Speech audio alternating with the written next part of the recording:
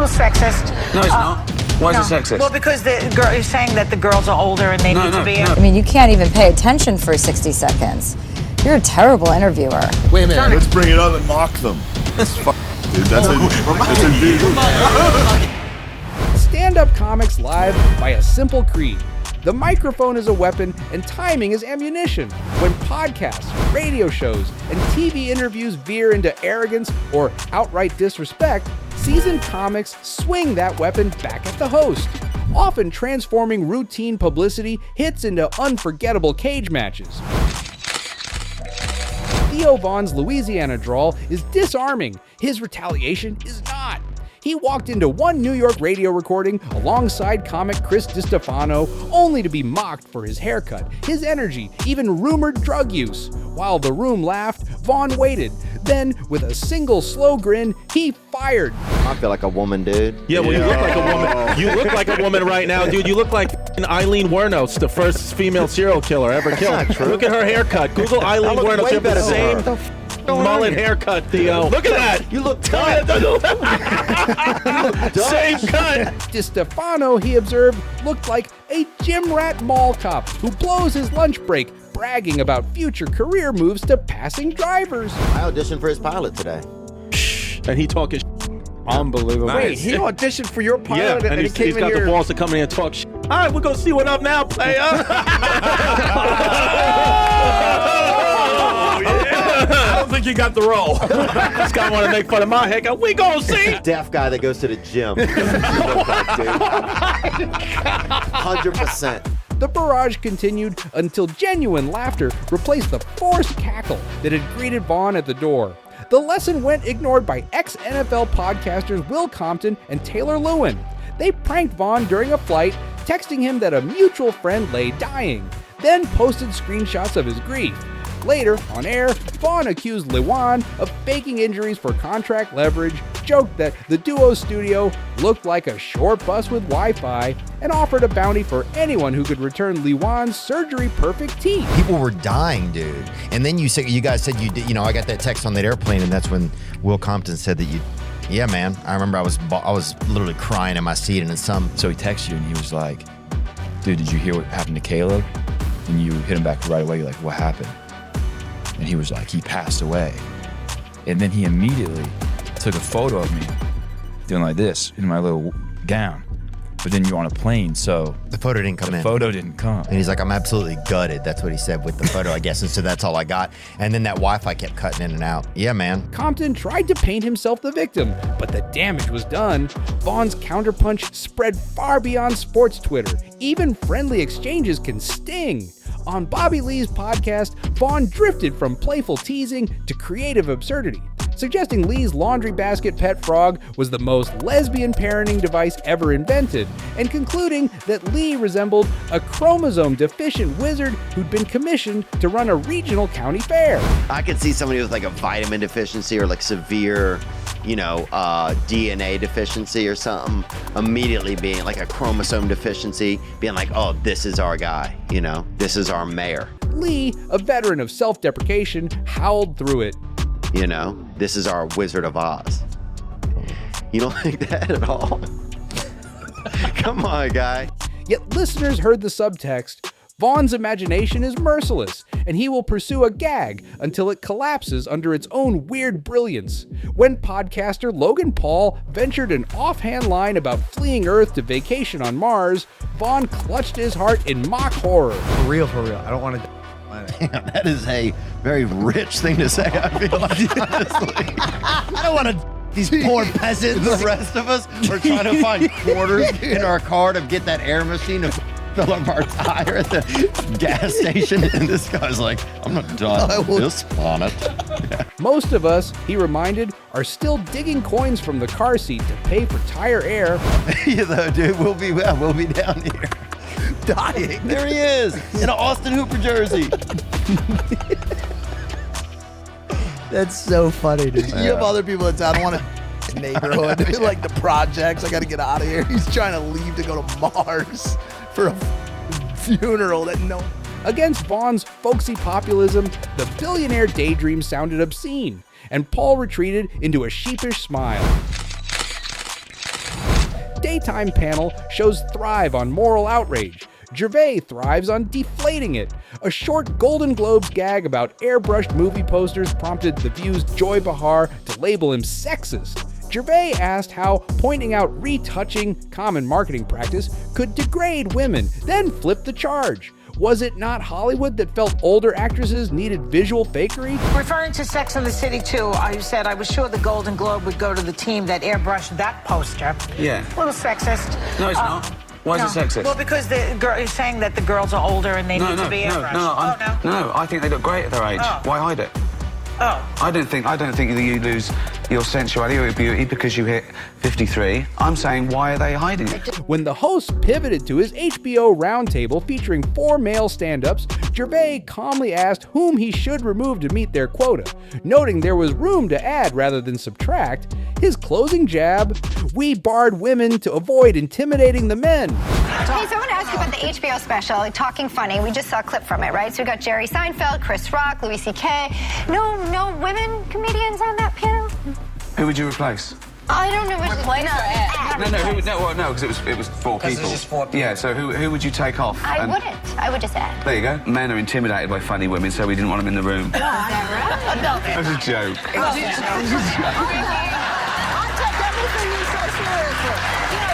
Landed with so much sarcasm, only half the panel recognized it before the audience laughed. Gillis, a giant with a soft voice, lets a lot slide. He did not, however, tolerate Flagrant's hosts when they displayed a TikTok clip of a man with Down syndrome merely to compare physical appearance. Bro, Shane actually has been working out. This is... See it, hold on. That's crazy. Oh my God. Bro, you look good. Is this from West Point? That actually is. Nice. You guys, and you know what? That's his rival's profile picture. Shane, can we click the video? I just want to hear the sound. Gillis, whose own family has special needs members, objected immediately. Using that community as a human punchline crosses a non-negotiable boundary. Just want to hear the sound. It's a zoo. It's Nah, you look great, dog. Congrats. I don't think that's funny. I don't understand it. Yeah. I don't get the joke. What are you saying? Yeah, it's okay, dude. The room tensed. The host protested. Gillis pressed harder, explaining why the bit wasn't edgy but lazy. Nice, By the way, that's foul. these guys are awesome. Yeah. They're having fun. Yeah. For you guys to sit here and be like, Wait a minute. let's bring it up and mock them. That's dude. That's a dude. By using them as an insult. We're using you. So you're insulting them by saying I look like them? Or you're insulting me by saying I look like them? This is you back in your victim thing. No, I'm not being a victim. I'm saying the jokes you're doing is not, it's not like... It's not PC? That's not cool. The moment went viral as a rare instance of a guest defending empathy in a space celebrated for no limits humor. Burr, already famous for eviscerating panels, delivered 2 masterclasses in 2024. On The Breakfast Club, he shared a heartfelt story about an early mentor. Host Charlemagne interrupted to clarify that the mentor was male and to insinuate jokes about sexuality. So like he saw me like, and it was like, it was like fireworks. Like we just like, I mean, Love at first sight, basically. yeah, like I've only met 2 people that had like a vibe like her in my life. And the first one was a dude. He was just, so that wasn't happening. Wasn't your type? No, he was like, just walked in the room, and you just knew the person was coming in the room. She has that vibe, right? Burr pivoted, questioning why black radio still weaponized homophobia, then roasted Charlemagne's manicured grooming for 6 uninterrupted minutes. Later, on Bill Maher's Club Random podcast, Maher led with Latin phrases and declared Israel-Gaza obvious geopolitics. Have you heard what's going on college campuses these days? I don't watch the news. You don't realize that college campuses erupted with the kids demonstrating for Hamas? They are in with the terrorists? They were for the Palestinians. Well, it's sort of the same cause. Burr challenged each pronouncement, asked what real diplomatic experience Maher possessed, and compared him to a fantasy football addict who confuses roster tweaks with actual front office labor. When Maher demanded Burr solve Ukraine, Burr reminded the host that bombast isn't statesmanship. Let's go to Russia and the Ukraine. How do you solve that one, Bill? Let me hear your hard-nosed decision about that. This is why this is not your thing. Make some hard-nosed decision. This is my It's not your thing. It's what you. It is my thing. It isn't your thing. This is not it your isn't. thing. You're like that guy Plain that has a fantasy football team and thinks he's fucking GM. No. That's exactly what it is. Like, why am I fucking listening to you like you've done something? What have you done in Washington? And the world's problems won't surrender to a smug vocabulary test. Atlanta DJ Wanda Smith teased Williams about his supposed culinary ignorance. When she pivoted to his arrest record, a topic agreed off limits, Williams detonated. He ridiculed her jewelry as gas station giveaways. If you wanna have Wanda's jewelry, please go to Citgo or Quick Trip at any point. If you buy 2 packs of Newport 100s, they will give you everything Wanda has on right now for $7.99, and it comes with a free car wash. Won't you come on down? And asserted that the only time both her hands were busy was feeding $7.99 two-piece chicken to her ego. Listeners gasp. Yes, thank you. Absolutely. We appreciate it. The show starts at 9. Wanda gets to the stage at 9:17. Please come on down. Go, Shay, please come get Miss Katt and do her hair. She's almost out of breath. Be careful now. Even on the radio, you can hear the fact that exercise has crept into her vocabulary. Hours later, Smith's husband allegedly confronted Williams with a gun outside a comedy club, validating Williams' instinct. Some hosts treat roast segments like harmless sport, but the wrong target can escalate from punchline to peril. Morgan invited Handler, then stared at Twitter during commercial breaks. She called him out. If the interviewer can't focus for a minute, why should viewers invest at all? Morgan tried flipping blame, claiming Handler was dull. You tweet very amusingly. I wish you did. I mean, in the middle of the commercial break, I want your viewers to know. They must know because they're probably following you on Twitter. I mean, you can't even pay attention for 60 seconds. You're a terrible interviewer. She pointed to the plummeting ratings of his soon-to-end show. Well, but that's not my problem. It is your problem. This is your show. You have to pay attention to the guests that you invited on your show. If they're interesting enough. Yeah, they are. Listen, it doesn't matter how interesting I am. You signed up for this job. Of course it does. Well, maybe that's why your job is coming to an end. The segment became a textbook lesson. Smartphone addiction plus celebrity ego equals a host humbled on his own set. Arriving on a U.S. morning program, Brand endured a stumbling introduction that listed accolades without conviction, then listened as another anchor joked she couldn't understand him on satellite radio. All right, joining us now, he's a really big deal. He's a big deal. I know. I'm told this. I'm not very pop cultured. I'm sorry. Comedian, movie star, author, and host of the show Brand X, Russell Brand.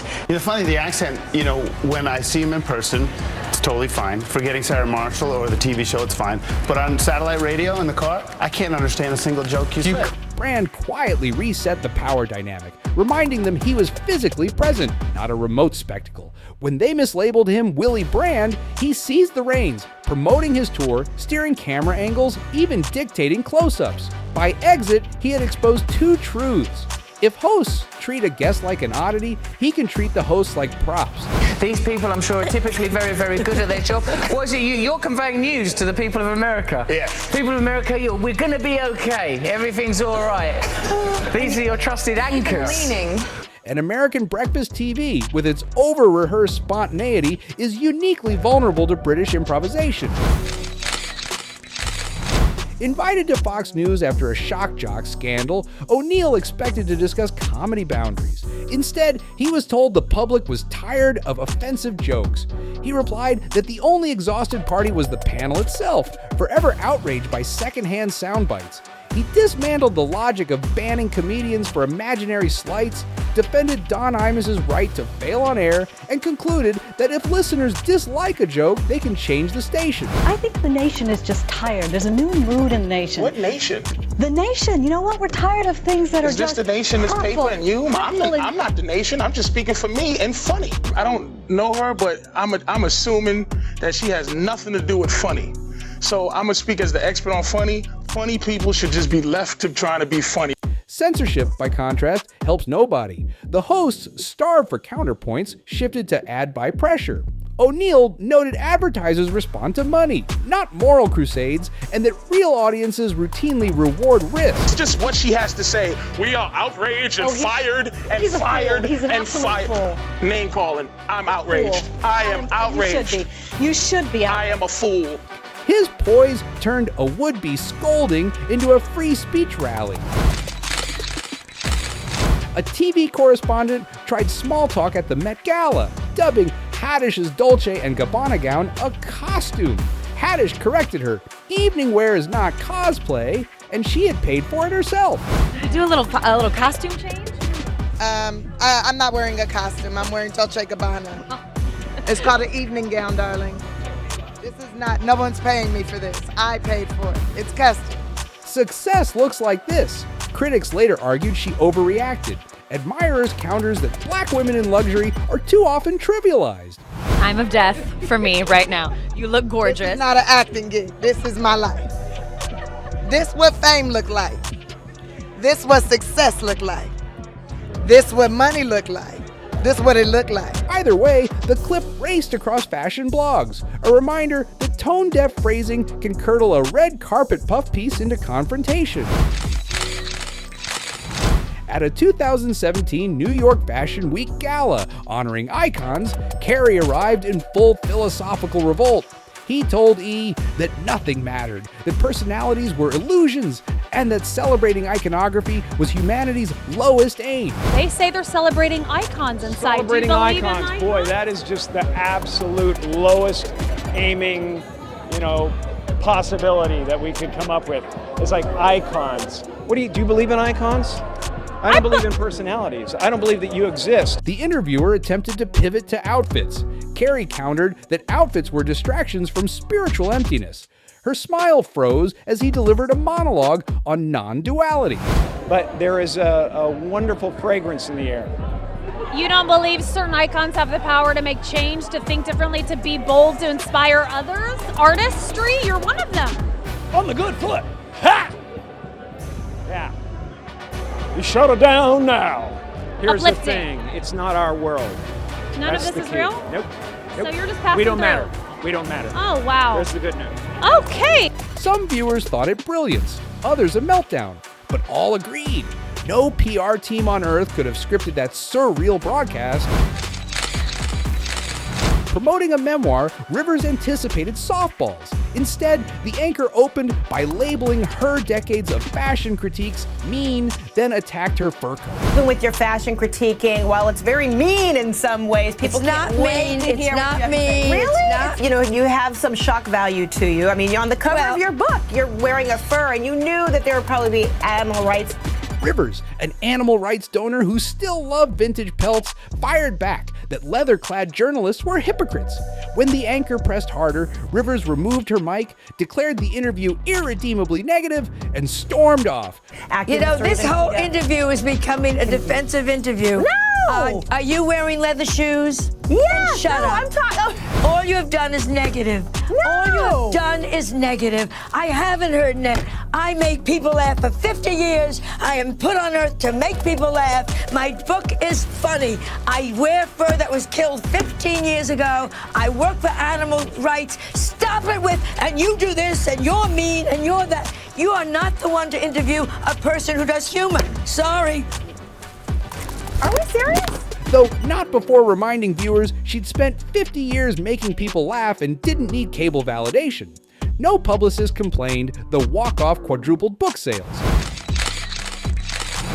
Larry King, perhaps caught up in nostalgia, asked Seinfeld whether NBC had canceled his sitcom. Seinfeld erupted, not angrily, but with surgical sarcasm, explaining that the finale drew 75 million viewers, that he walked away at #1, and that confusing that for cancellation was like mistaking a coronation for a firing. You gave it up, right? I did, sir. They didn't cancel you. You canceled them.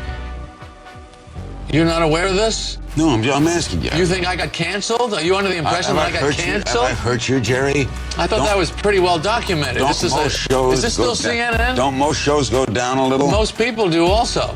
The crew's groan signaled King's faux pas.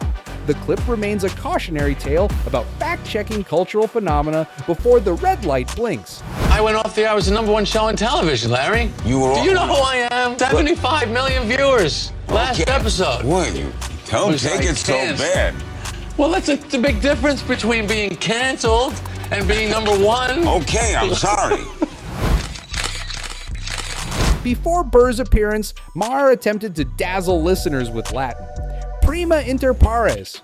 Burr, unimpressed, suggested Maher save classical catchphrases for cocktail parties. Throughout the episode, Maher jabbed with obscure references. Burr parried by translating them into blue-collar plain speech. I just think it's gauche. But yeah. You go again with the big words. What does gauche mean? I've heard the word. It means great in French. Gauche? No, it doesn't. No. Can always talk Beatles, and one reason they are prima inter pares among rock gods is that they... I've never heard all of those words. Was that 3 words? Was that 2 words? That's Latin for first among equals. Don't you save that for your parties when you're wearing your smoking jacket? I'll tell you, that Bill Maher is really smart. He is really well-read. He just said prima paravardis. Prima inter pares. Inter pares. You know what? I'm not the bad guy because I know more. Proving that wit needn't hide behind dead languages. Viewers split camps. Some praised Maher's erudition, others Burr's relatability. But most admitted Burr had punctured the aura of intellectual superiority that often blankets progressive talk shows.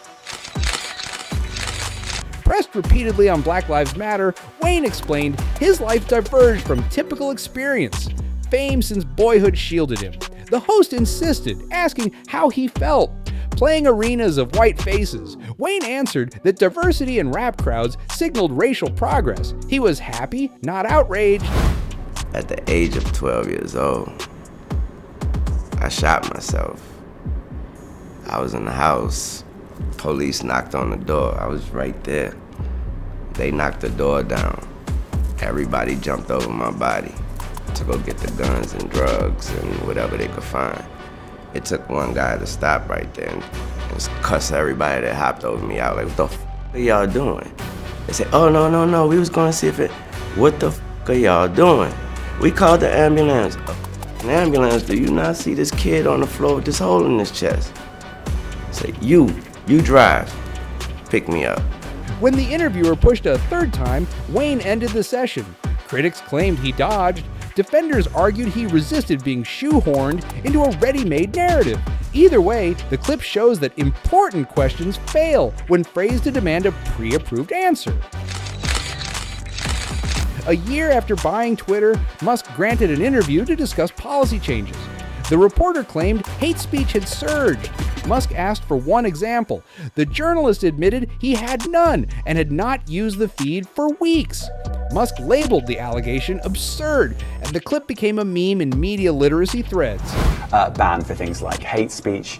Do you think you prioritize freedom of speech over misinformation and hate speech? Well, who's to say that something is misinformation? Who's the arbiter of that? Is it the BBC? You're literally asking me? Yeah. Well, no, you are the arbiter on Twitter because you own Twitter. Yes, I'm saying who is to say that? Though Musk is not a comedian, the exchange mirrored comedy's golden rule. If you confront someone with a claim, be ready for the heckleback. From Chelsea Handler's demolition of Piers Morgan's phone addiction to Patrice O'Neill's dismantling of cable censors, the pattern holds. Unprepared or self-important hosts think airtime is their shield. Comics know airtime is simply another stage. Handler's parting shot that Morgan's show was days from cancellation arrived like a folded flag on a failed empire. O'Neill's measured rebuttal to moral panic remains coursework for free speech advocates. And Theo Vaughn's ongoing conquest of the podcast circuit proves new media is no safer from comic takeover than broadcast giants were in the 20th century. Hierarchy for laughs. Interviews trigger the same reflex when hosts posture.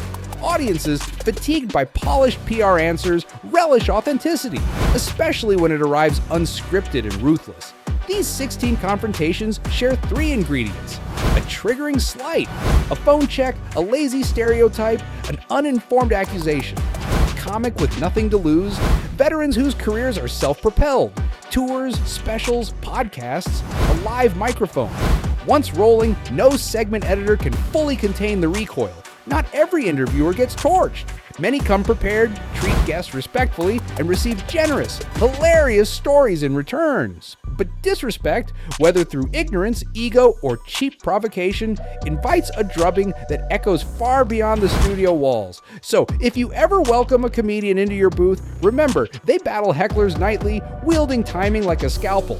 Offer them real curiosity, and you'll get incredible anecdotes. Offer them sloppy ambushes, and the next viral clip will feature your stunned face as the punchline lands. Microphones don't respect studio lines. They magnify whoever commands them. In 2025's attention economy, that power often rests with the guest, especially when the guest makes a living turning conflict into comedy gold.